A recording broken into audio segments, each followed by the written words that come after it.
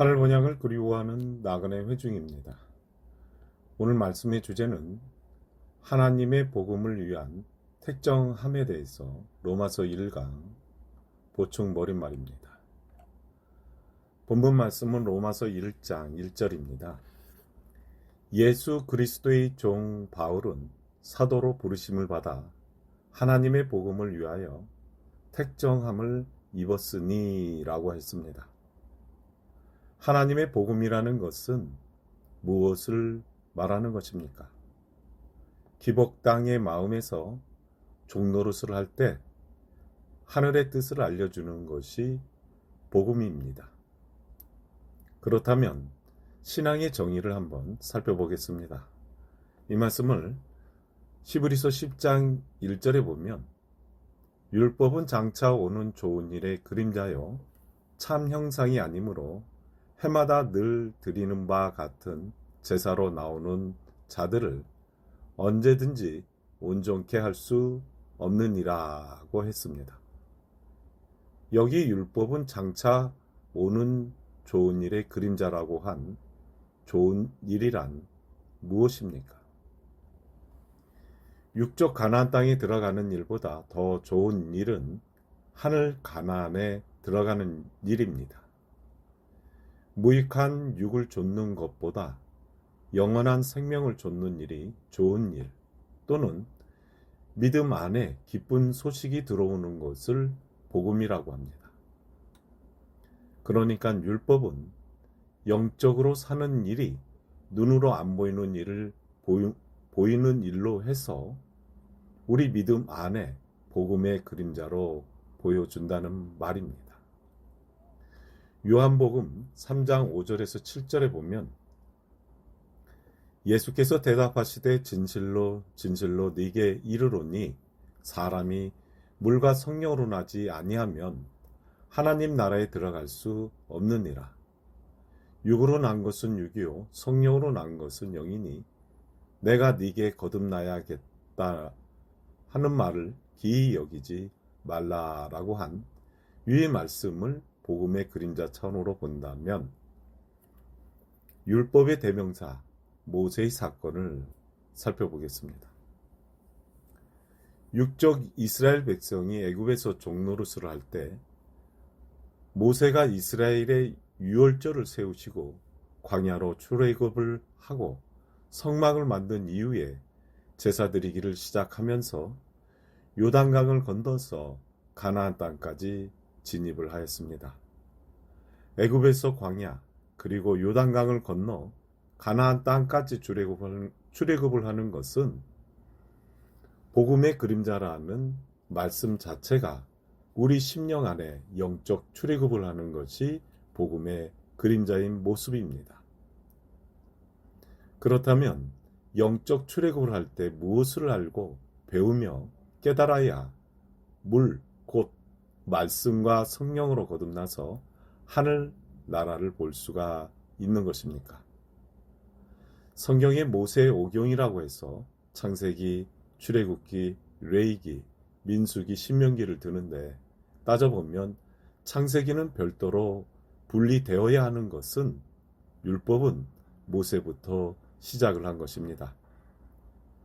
그 이유는 육적 이스라엘 백성에 대한 복음의 그림자의 행적을 자세히 알아야 영적 이스라엘 심령 속에 복음이 어떻게 들어오는지 알 수 있고 성경 해석을 올바르게 할 수 있는 것입니다.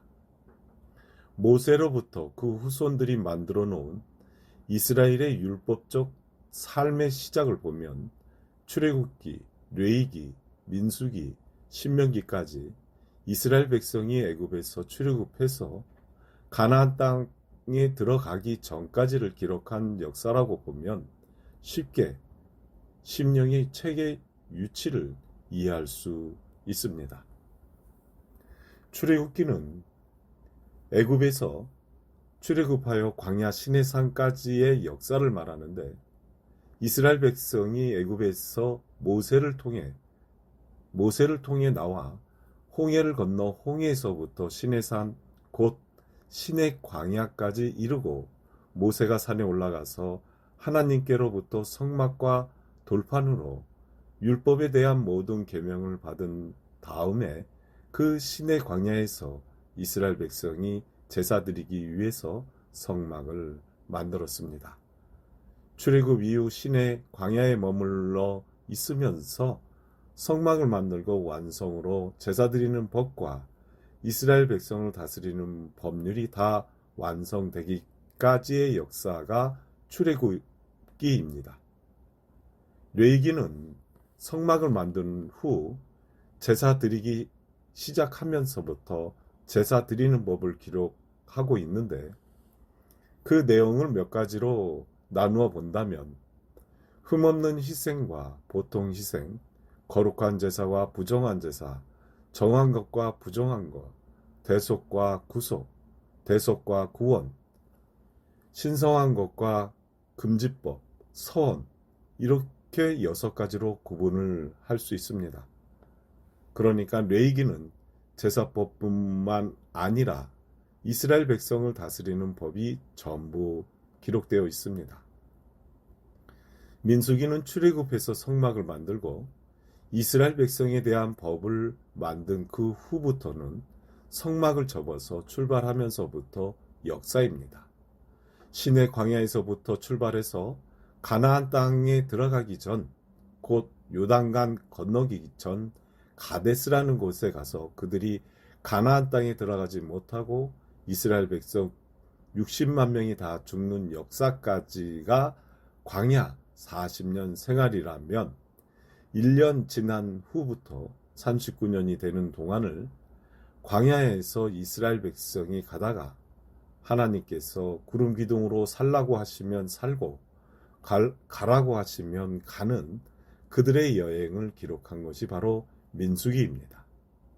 그 다음에 신명기는 40년 만에 가나안 땅 가까이 요단강 못 가서 가나안 땅 들어가기 전에 모세가 광야에서 데리고 나온 모든 사람이 다 죽고 여호수아와 갈렙만 남았는데, 모세는 죄를 지었기 때문에 가나안 땅에 들어가지 못하고 느보산에서 자기 형 아론을 자기 손으로 묶고 그 다음에 이스라엘 백성에게 40년 동안 걸어온 모든 것을 회고하면서 가나안 땅에 들어가면 다시는 이러이러한 죄를 짓지 말라고 호소하는 마지막 고별 메시지로 설교를 하고, 느보산에 혼자 올라가서 가나안 땅을 바라보면서 들어가지 못하고 모세는 죽었습니다.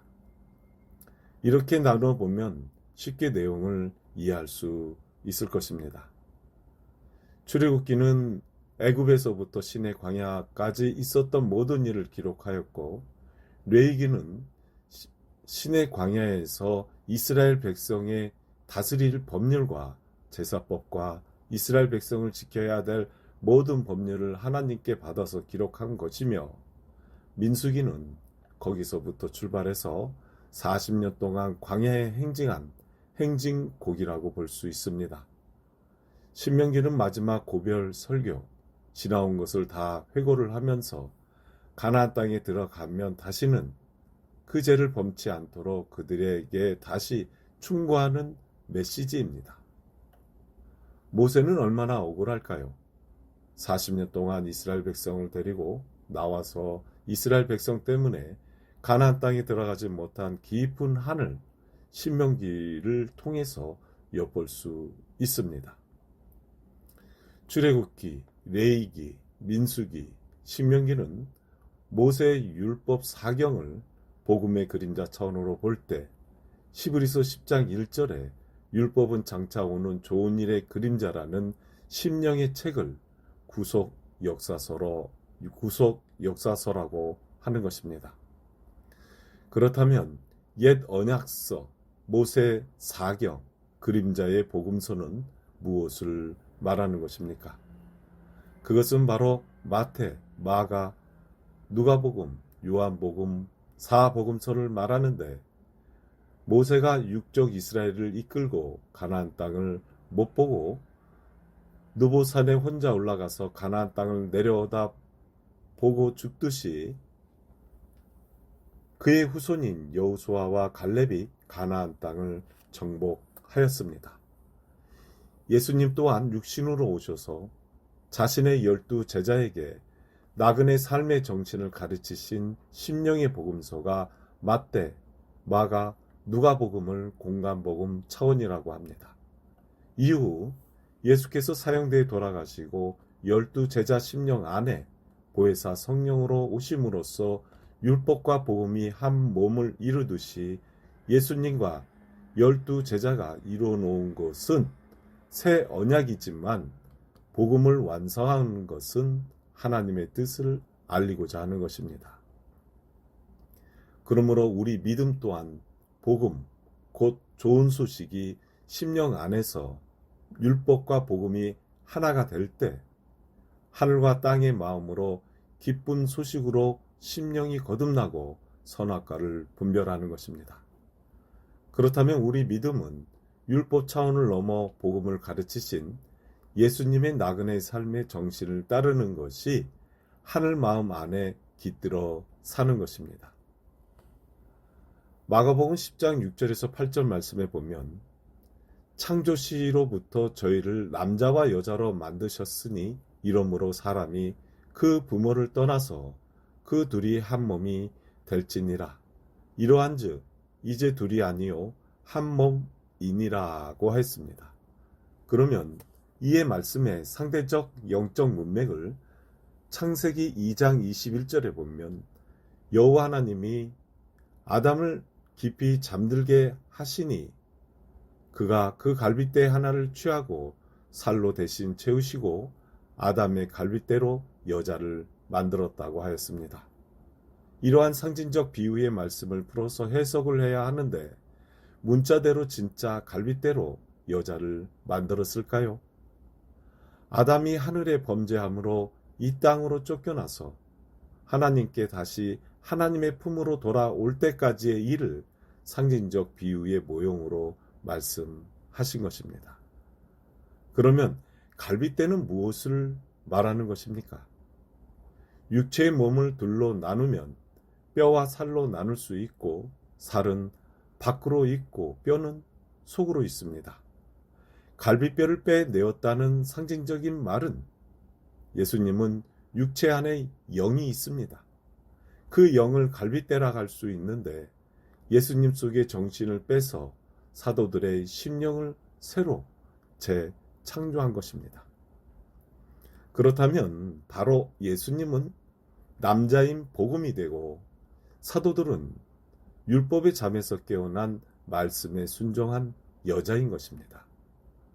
마가복음 10장 9절에 보면 그러므로 하나님이 짝지어 주신 것을 사람이 나누지 못할지니라고 하듯이 복음과 율법이 한 몸으로 이루어질 때 혼인잔치를 하는데 이것을 영적 결혼이라고 하는 것입니다.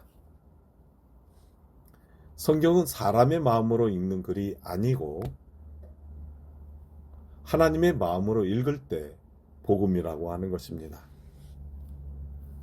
하나님께서 짝지어 주신 구약 차원에서의 결혼을 아브라함으로 본다면 그가 본토 친척 아비집을 떠나 가나안 땅으로 가서 멜기세덱과 영적 결혼을 하는 것이고 신약에서는 초대 성회로 돌아가서 사도들, 특별히 바울 사도는 바리새 교회에서 난 사람이지만 그가 본토를 떠나고 친척을 떠나서 나그네로 나오게 될 때 예수님과 결혼을 하게 되어 사울이라는 땅의 이름에서 바울이라는 하늘 이름으로 얻게 될 때 율법과 복음이 한 몸을 이루어지는 것은 나그네 정신과 결혼을 한 것입니다.